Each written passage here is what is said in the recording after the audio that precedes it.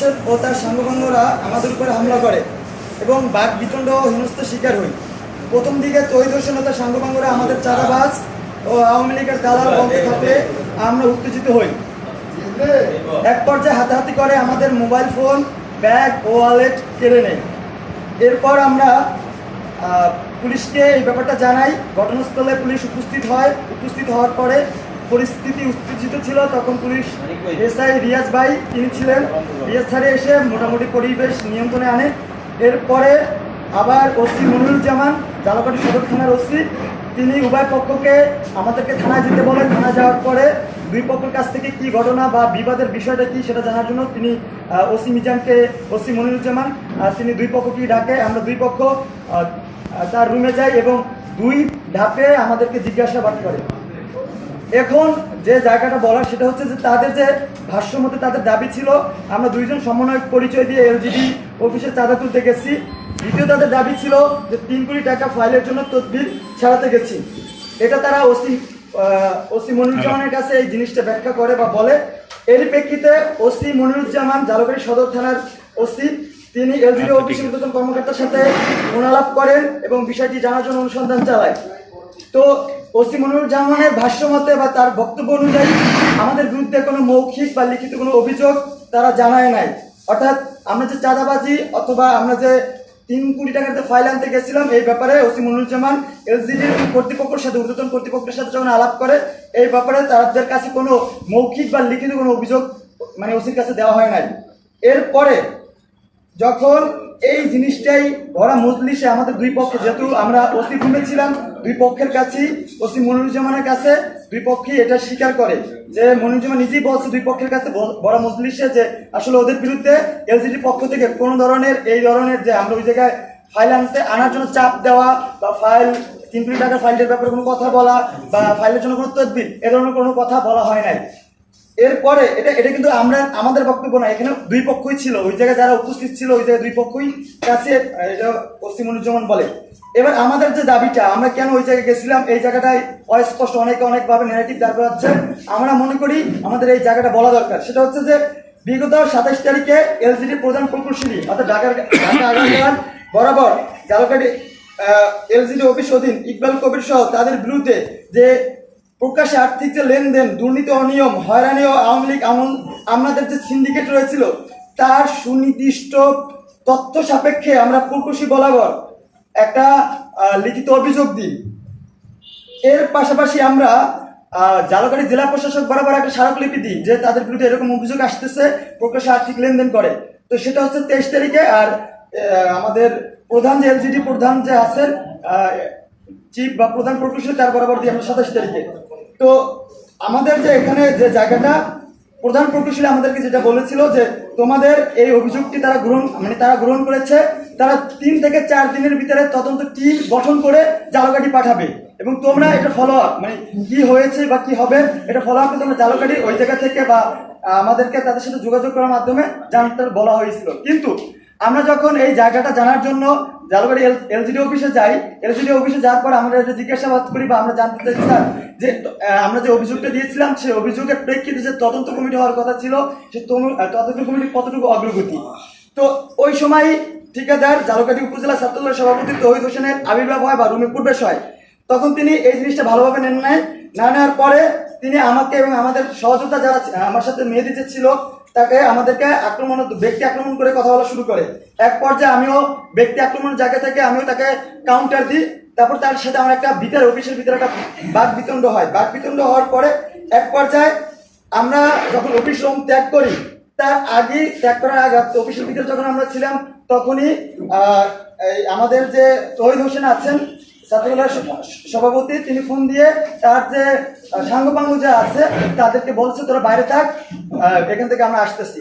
তো যখন তারা বাইরে অবস্থান করছিল তখন আমরা ওখান থেকে বের হওয়ার পরে আমাদেরকে প্রথমে বলে যে আপনারা যেতে পারবেন না, কথা বলেন। তো আমরা উপস্থিতি ওই জায়গায় আমরা বসার পরে আমাদের উপরে প্রথমে আমাদেরকে অ্যাসাল্ট করে হামলা করে। উনি বসার পরে আমাদের উপরে অ্যাসাল্ট করা শুরু করে, ধাক্কাধাক্কি শুরু হয়, গায়ে অ্যাসাল্ট করে। এক পর্যায়ে আমাদেরকে ভিডিও ধারণ করে। আমি বলতেছি আমাদের জায়গা থেকে কথা ছিল, যদি আমরা যদি কোনো ধরনের অনৈতিক কাজ করি বা যদি আপনারা যে চাঁদাবাজি বলতেছেন বা আমরা কোনো সমন্বয়ক যদি পরিচয় দিয়ে থাকি, ওকে ফাইন, তাহলে সেটা থানায় চলেন, অথবা যে এলজিডি অফিসে গেছে সেই এলজিডি কর্তৃপক্ষকে আপনি জিজ্ঞাসাবাদ করেন। তারা এর কোনো প্রত্যুত্তর না দিয়ে আমাদেরকে ওই জায়গায় একটা মব ক্রিয়েট করে আমাদেরকে দুইজনকে হেনস্থ করে। আমার ফোন এবং ওয়ালেট এবং আমার ব্যাগ কেড়ে নেওয়ার মতো একটা পরিস্থিতি তৈরি হয়। তো আমি যে জায়গায় ফিরে আসতে চাই থানার ঘটনায় যেহেতু তৌহিদ হোসেন দাবিগুলো এলসিডি অফিস থেকে কোনো সততা পায়নি, আমরা অভিযোগের বিষয়টি তাদের বুঝাতে সক্ষম হই এবং আমাদের উপর যে হামলার প্রতিবাদে একটা অভিযোগ আমরা দায়ের করতে চাইছিলাম। কিন্তু যেহেতু একটা ভুল বোঝাবুঝি জায়গা থেকে তারা আমাদেরকে দাবি করেছিল যে আমরা ওই জায়গায় চাঁদা দাবি করতে গেছি অথবা ফাইলের তদবিরের জন্য গেছি। এটা যখন প্রমাণিত হলো না, তখন তাদের জায়গা থেকে তারা এটা রিগ্রেট ফিল করলো এবং আমাদের জায়গা থেকে আমরা যখন অভিযোগ দিতে চাই, আমাদের সেই অভিযোগটা তারা না দেওয়ার জন্য রিকোয়েস্ট করে। এক পর্যায়ে উভয় পক্ষের সমঝোতার মাধ্যমে যে কোনো ভুল বুঝাবুঝির একটা কারণ দেখিয়ে সেই জায়গা থেকে আমরা যৌথ বিবৃতি থেকে চলে আসি। এখন তারা যে প্রোপাগান্ডা চালাচ্ছে, আমাদেরকে বলা হয়েছে আমরা সেখানে আটক ছিলাম, আমরা নাকি সেই জায়গায় মুসলিকা দিয়েছিলাম। আমি সে প্রেক্ষিতে আসতেছি। তো 1 আগস্ট 2025 তারিখে যে গুজব ছড়ানোর যে বিষয়গুলো ইলেকট্রিক মিডিয়া থেকে যে আমাদেরকে যে গুজবগুলো উঠতেছিল, সেই বিষয়গুলো আমি একটু আলোকপাত করতে চাই।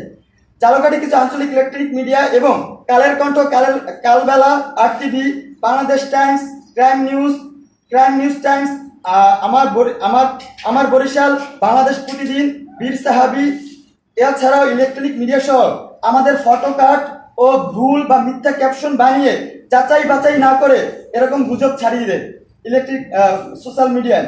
এমনকি তারা ওসি মনিরুজ্জামানকে না জানিয়ে, অর্থাৎ জালাবাড়ি সদর থানার ওসি মনিরুজ্জামানকে না জানিয়ে তারা মন গড়া মনিরুজ্জামান নামে উক্তি বা কোটেশন রিপোর্টে পেস্ট করে দেয়। যখন আমরা মনিরুজ্জামানের কাছে এই ব্যাপারটা জানতে চাই যে স্যার আপনি এই ধরনের কোনো বক্তব্য বা বিবৃতি দিয়েছিলেন কিনা, মনিরুজ্জামান স্যার নিজে বলে যে আমরা এই ধরনের ঘটনা আমাকে কোনো মিডিয়া আমাকে জিজ্ঞাসা করে নাই, কোনো মিডিয়া আমার কাছ থেকে যাচাই বাছাইয়ের জন্য একবার আমাকে বলে নাই। অর্থাৎ ওসি মনিরুজ্জামানকে যে RTV হতে শুরু করে কালবেলা বা বাংলাদেশ টাইমস, তারা যে মনিরুজ্জামান কোডটা যে ব্যবহার করতেছিল, সেই কোডটা ব্যবহার করার ক্ষেত্রে মনিরুজ্জামানকে একবার তারা জিজ্ঞাসাবাদ করে নাই। আমি সেটা বলতে চাই, সেই কোডের ভিতরে মনিরুজ্জামান কোডটাকে তারা মিস ইন্টারপ্রিটেশন করে তারা সেই জায়গায় বিবৃতি দিয়েছে, সেগুলো আমি দেখিয়ে দেবো। এবার আমি যে প্রসঙ্গে আসতে চাই, আরেকটা হচ্ছে যে আমাদেরকে যে প্রোপাগান্ডা চালাচ্ছে বারবার, বা যে গুজবটা বারবার বলা হচ্ছে যে আমাদেরকে হাতে নাতে আটক ও মুসলিকা, আমরা নাকি মুসলিকা দিয়ে এবং হাতে নাতে আটক হয়েছে। এই প্রসঙ্গে আমি বলি, প্রথমত আমাদের উভয় পক্ষেই থানায় আনা হয়। আবার একটা ভাষায় স্পষ্টভাবে বলি, আমাদের ওই থানা থেকে শুধুমাত্র আমাদের কি থানায় নিয়েছে ব্যাপারটা এরকম না, আমাদের দুই পক্ষ কি থানায় নেওয়া হয়েছে জিজ্ঞাসাবাদ করার জন্য যে আসলে ঘটনাটা কি, সমস্যাটা কি। আমাদের যদি দুই পক্ষকে থানায় নেওয়া হয় এবং কারণ জানতে হয়, এখানে আমাদের কোনো আটক করা হয় না, যেহেতু আমাদের বিরুদ্ধে কোনো অভিযোগ নেই লিখিত বা মুখিত, তাহলে এখানে আমাদের আটক হওয়ার কোনো প্রশ্নই আসে না। আর যদি আমি আটক না হই, তাহলে সে মুসলিকা দেওয়ার কোনো প্রশ্নই হয় না। আমি ওপেন চ্যালেঞ্জ দিচ্ছি, যারা এই মিডিয়াতে যারা এই ফটোকার্ড ব্যবহার করে আমাদেরকে বলা হচ্ছে আটক, পুলিশ আমাদেরকে আটক করেছে বা জেল হেফাজতে নিয়েছে বা আমরা মুসলিকা দিয়েছে, এটা যদি কোনো পত্রিকা বা কোনো নিউজ মিডিয়া, আমি ওপেন চ্যালেঞ্জ দিচ্ছি, যদি এটা প্রমাণ করতে পারে, এই ড্রাইভার আমি মেনে নেব। আমরা কোনো মুসলেকা, আমাদের কোনো আটক অথবা আমরা কোনো জেলা হেফাজতে ছিলাম না। আমাদেরকে জিজ্ঞাসাবাদ করার জন্য, দুই পক্ষকে জিজ্ঞাসাবাদ করার জন্য, ঘটনা কি কারণে ঝামেলা হয়েছে এটা জানার জন্য দুইজনকে ডাকা হয়েছিল। এবার পরের ব্যাপারটা আসি, যে সবচেয়ে যেটা নিয়ে আলোচিত সেটি হচ্ছে 3 কোটি টাকার ফাইল আনার প্রসঙ্গে। আমি আবার স্পষ্ট কথায় বলতে চাই, 31 তারিখ যে ঘটনার দিন আমরা দুইজন মাত্র ছিলাম, এর চেয়ে দুইজনের বেশি এখানে উপস্থিত ছিল না। তাহলে আমার এমন কোনো বিশেষত ক্ষমতা নাই যে আমি 3 কোটি টাকার একটা ফাইল আমি দুইজন মিলে আমি ছাড়াইতে যাবো। তারপরে আমি আবারও বলি, আমি চ্যালেঞ্জ দিলাম, যদি তারা আমি ফাইল আনার জন্য যদি কোনো ধরনের লেনদেন অথবা কোনো ধরনের যদি স্বাক্ষর বা কোনো ধরনের তদবির যদি এটা এভিডেন্স থাকে, তাহলে এটা আমাকে পাঠান যে আমি তদবির করছি, যে এটা ফাইলটা দিয়ে দেন। কোনো কাজ অসম্পূর্ণ, মানে ওই দিনে 31 তারিখে যদি আমি এলজিডি অফিসে কোনো ধরনের এই ধরনের তদবির নিয়ে যাই যে আমি কোনো এদেরকে বলছি যে আপনারা ফাইলটা দিয়ে দেন বা আপনাদেরকে চাপ দিচ্ছি, এরকম যদি প্রমাণ হয়, এটা নিয়ে কোনো কথা নেই।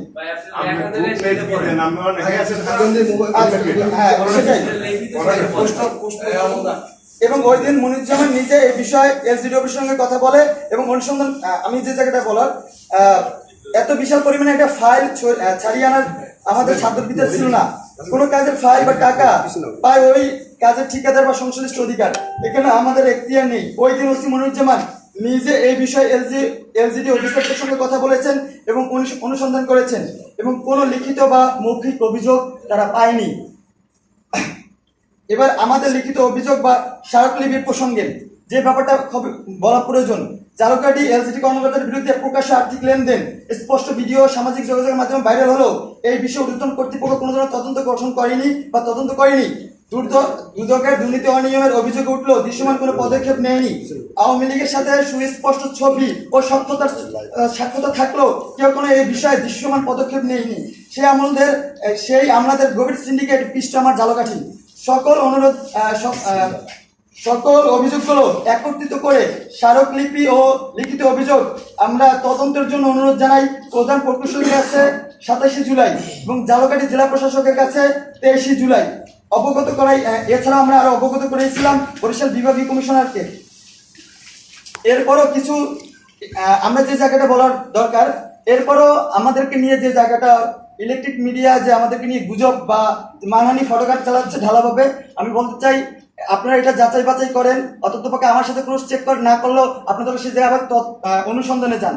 আমার একটাই কথা, আমি যদি এইখানে আমাদের যাওয়ার যে প্রসঙ্গটা, আমরা যে অভিযোগ দিয়েছিলাম একটা প্রধান প্রকৌশলীর বরাবর আর একটা হচ্ছে ঝালকাঠি জেলা প্রশাসক বরাবর, সেই প্রধান প্রকৌশলী আমাদেরকে 3 থেকে 4 দিনের ভিতরে তদন্ত কমিটি গঠন করে দেওয়ার কথা ছিল। সেই 3 থেকে 4 দিন তদন্ত কমিটি ঢাকা থেকে ঝালকাঠি সদরে আসবে। আমি এটা প্রধান অভিযোগকারী। সেই অভিযোগের কতটুকু আপডেট বা সেই তদন্ত কমিটি কি আদৌ আসছে কি আসে নাই, সেই ব্যাপারটা আমরা জানার জন্য 2 জন এখানে গিয়েছি। আমি এখনো বলি, যদি আমরা কোনো ফাইল আনতে যেতাম বা যদি ফাইলের জন্য প্রেশার ক্রিয়েট করতাম, আমরা এখানে 2 জন থাকতাম না, এটা স্পষ্টভাবে বলা যায়। আর যদি আমরা সেই জায়গায় কোনো ফাইল চাপও দিই, যদি এলসিডির কাছ থেকে কোনো প্রমাণ থাকে যে আমরা কোনো ফাইল আনার জন্য, সেটা আপনারা অনুসন্ধান করতে পারেন। এটা নিয়ে আমরা কোনো